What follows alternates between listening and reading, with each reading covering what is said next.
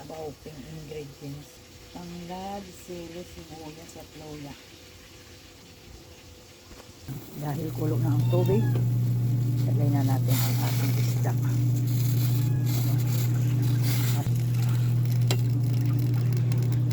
Ilagay natin ang maraming malunggay.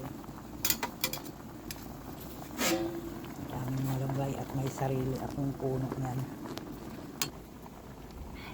Sarap ah. It's masarap ang aking ulam.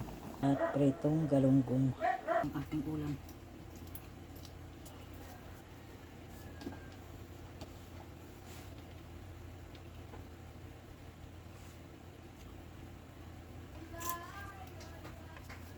Papapak na lang ako ng ulam. Hoy, magulo.